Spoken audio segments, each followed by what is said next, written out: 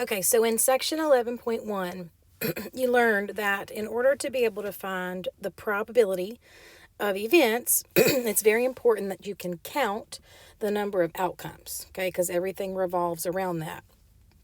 And so in 11.4, you're going to be focusing specifically on ways to count the number of outcomes for different situations. And so when you go through the problems in section 11.4, most of them are going to ask the question of how many possibilities there are. And you're going to be looking at situations where there's more than one thing happening. And so the big thing that you want to remember when you're counting the number of possibilities and you have groups of items or multiple things occurring together is that a lot of this counting is going to revolve not around addition, but around multiplication. All right, and to see why, we're going to start by kind of drawing out a particular situation. All right, so we're looking at putting together an outfit. And we have two different things that we have to do or choose, right? The first one is that we have to choose the jeans that we're going to wear.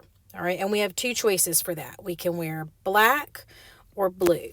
So notice what I've done here, right? I took my little stick person and I have branched off those two possibilities for the jeans because that's the first choice I have to make, one or the other.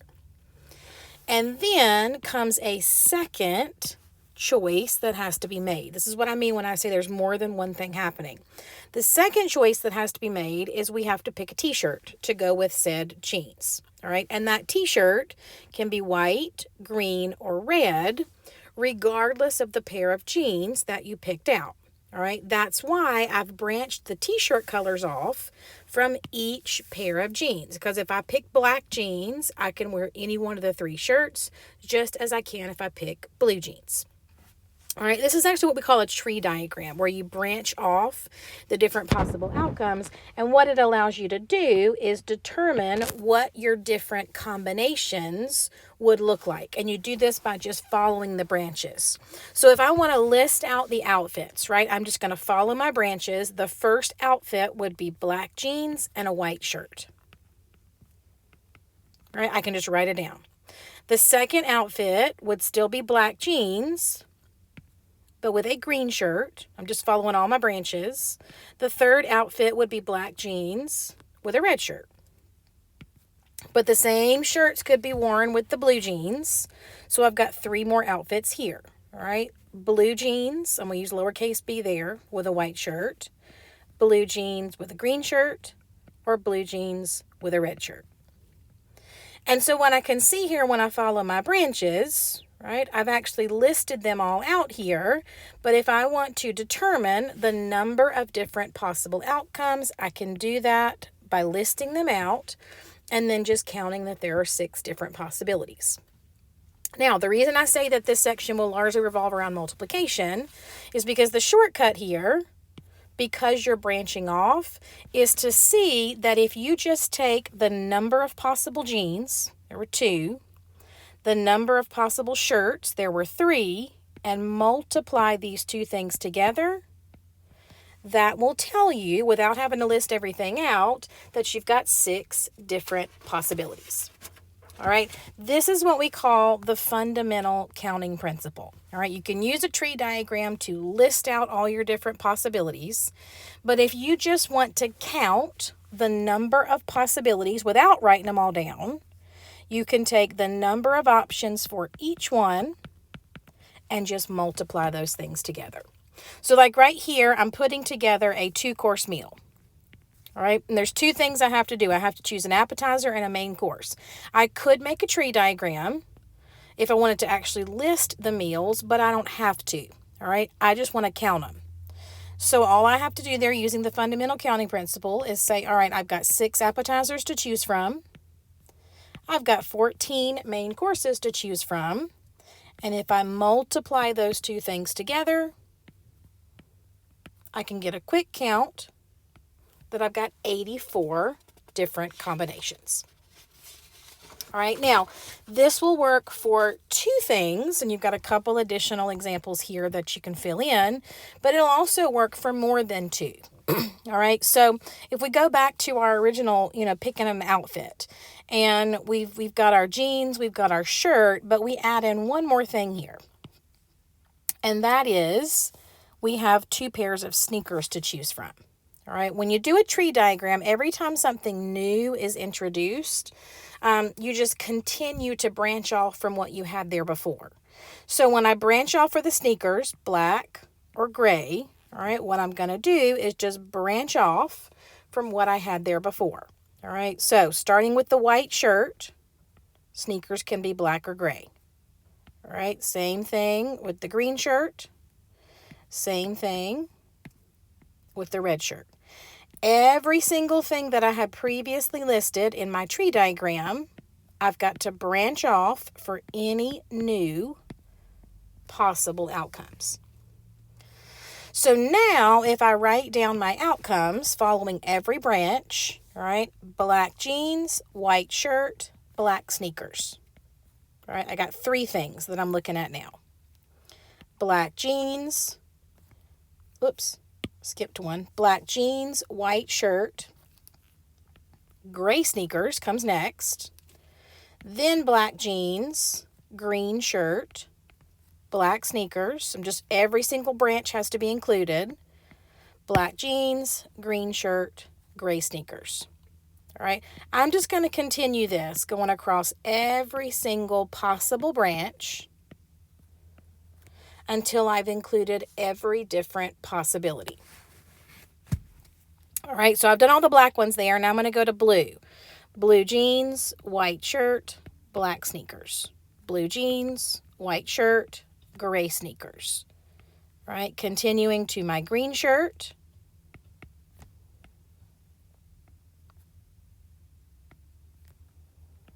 And finishing up with my red shirt, again pairing everything with both the black and the gray sneakers. And again, the tree diagram allows me to list out the outcomes. All right, and I can use that, right? I can just go through and count, and I can see that I've got 12 different possible outfits, and I've actually written them down. All right, the shortcut here is if I just wanted to do a quick count, right? I could say, all right, two jeans to choose from, 3 shirts to choose from, 2 sneakers to choose from, and if I remember to multiply, okay, right here, that would tell me 12 different possible outcomes. So whether it's 2 things that you're putting together or more than 2 things that you're putting together, as long as you remember to multiply, you can get a quick count for the number of ways they can occur together. All right, so since we've done a lot with the outfit, all right, let's actually skip this one and let's do the one below it. All right, a pizza can be ordered with 2 choices of size. So there's the first thing you have to do. All right, let's note that. 3 choices of crust. There's the next thing you have to pick. And 5 choices of toppings. All right, so 3 selections have to be made. And what I'm going to do is look at the number of options for each one. So size has 2 choices. Crust has 3 choices. Toppings have 5 choices. So to answer the question of how many different one-topping pizzas can be ordered, fundamental counting principle says we're going to multiply these together. And without having to make a tree diagram and list everything out, right, I would determine that there are 30 different possibilities. All right, so very similar example here. I'm going to leave that one for you to do, putting together the different parts of the car. Again, just count each one and then multiply. Sometimes you have to kind of lay out the different things that you're looking at to be a little bit more careful. Like this is a good example of that. You're taking a multiple choice test that has 10 questions. All right, so what that means is I've got to look at what can happen on each individual question. All right, each of the questions has 4 choices. That's the number of options. And the question here, again, is the count. How many ways can you answer? So what we're going to do is for each of the 10 questions, we're going to note that there are 4 possibilities. So here's question 1, right? 4 possibilities. Same thing for question 2, 3, 4, 5, 6, 7, 8, 9, and 10. Every one of the 10 questions has 4 choices. So when we multiply here, we're actually going to be taking 4, not multiplying it by 10, but raising it to the 10th power. All right, now if I evaluate that, we are talking about a large number of possibilities. All right, and in general, what you can remember is anytime you have this repetition occurring where each item has the same number of outcomes, all you have to do is take the number of outcomes for each item, 4, and raise it to the number of items, or in this case, the number of questions that you're having to choose. Right? So once I understand that, like I could do this next one a little bit more quickly. I'm taking a multiple choice test that has 6 questions, right? That's the number of questions. Each of the questions has 3 choices. So the number of outcomes for each would be 3. The number of questions is the exponent, would be 6. So kind of a little shortcut there. If you know that each individual item has the same number of outcomes, you can just raise it to a power. All right. Sometimes, especially when you're looking at possibilities for like an ID card or possible access codes or passwords, sometimes it helps to kind of lay out each individual item. And it is important to note too that, you got to be careful with repetition or no repetition. So like in this example, I'm gonna leave that first one. This one we're dealing with a security code. All right. The choices are digits 1 through 5. All right. That means each one has 5 possibilities. All right. 5 different possible digits. If they can be repeated, then every single digit has those same 5 possibilities. And so I could say, well, this will just be 5 raised to the 3rd power because there are 3 different possibilities, right? The first digit has 5 choices, the second has 5 choices, and the third has 5 choices. If they can't be repeated, then every time one is selected, the number of possibilities is going to decrease by 1. So if I'm doing a 3-digit code where I cannot have repetition, the first one will have 5 possibilities, but then the next one will only have 4 because you can't repeat. The next one will only have 3. So that's going to decrease. You still multiply, but that's going to decrease the number of options from 125 down to just 60. All right, so something to keep in mind there, pay close attention when it's done without repetition, and make sure that each time you make a new selection, you decrease the number of options by 1. All right, so I'm going to leave that one for you to work on. All right, I want to wrap this up. These last 2 are pretty similar, so I'm going to do one, and then I'm going to post the other one for you as far as a solution. So we'll just go with this first one here to give you a guide, and then you can kind of use it to help you with the next one. All right, so the first question here is just to determine how many options we have. All right, so a lunch special consists of a sandwich. That's the first thing you have to choose, and there are 3 different possibilities. All right, then a salad. There are 2 possibilities there. And then a beverage. There are 2 possibilities there. So just to answer the question of how many, just take each one, multiply the number of options, and I've got 12 different choices. All right, so that's part A. Now, if I actually want to list these options, then what I would need to do is create my tree diagram. All right, now in a tree diagram, I actually list the options.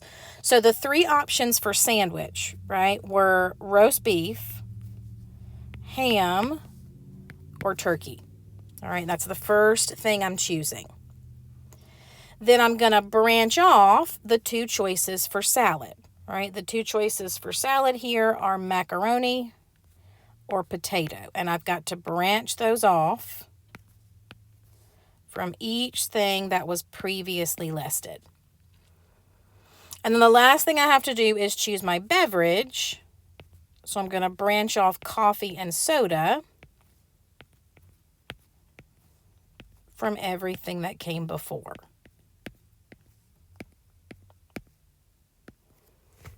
All right, and so now I could list the sample space. When it talks about sample space or sample points, it's just talking about the possible outcomes. So following my branches, roast beef, macaroni, coffee. Roast beef, macaroni, soda. Roast beef, potato, coffee. Roast beef, potato, soda. All right, I'm just going to go all the way through listing every branch. And I'm going to note for myself that when I finish this, I should have 12 different possibilities, right? Because that's what I determined in part A using my fundamental counting principle.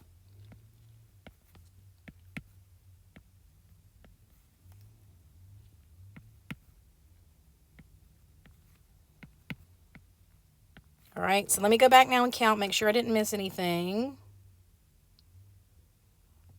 And I didn't. I have 12 different possibilities listed here.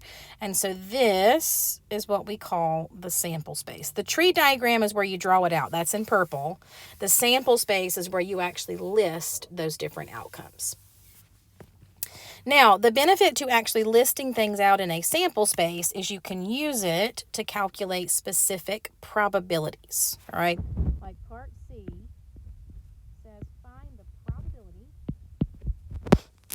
that a roast beef sandwich and a soda are selected.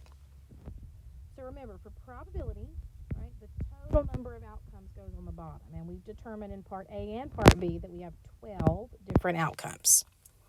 Up top, I need to count the number of those outcomes that have roast beef and a soda. All right, so notice that happens here. There's roast beef and a soda. That happens here, roast beef and a soda, and that's it. Nowhere else do we have both a roast beef and a soda. So there's 2 different possibilities for roast beef and a soda. Divide that by the total, and the probability reduced would be 1/6. All right, so let's do this last one. All right, this one says find the probability that neither. So this means now I'm looking at a situation where it's not included. All right, there is no macaroni salad and there is no coffee selected. So total still 12 possible outcomes. But now I need to count the number of outcomes that don't have macaroni and don't have coffee. So no M can be there, no C. All right, so if I go through and count those, all right, this right here is a situation where I have no M, no C. This is a place where I have no M, no C. And this is a place where I have no M, no C. Everything else either has the M for macaroni or it has the C for coffee. So for this particular event, there are 3 places where that happens out of 12 total, or a probability of 1/4. All right, so this next one is similar. It's just that you have situations where things are going to be repeated. So just to clarify there, when you go through and you list your sample space, your outcomes, are going to show repetition, right? Like you might have green, blue for selecting 2 balls, but you also might have green, green, or blue, blue, and so on. All right. So I'll post that one for you in my completed notes like I always do, but try it first on your own. All right. And then just like always, go in, try some practice problems first. That way you can use the help tools if you need them. And then go ahead and jump into 11.4 and start working through your demonstrate problems as well.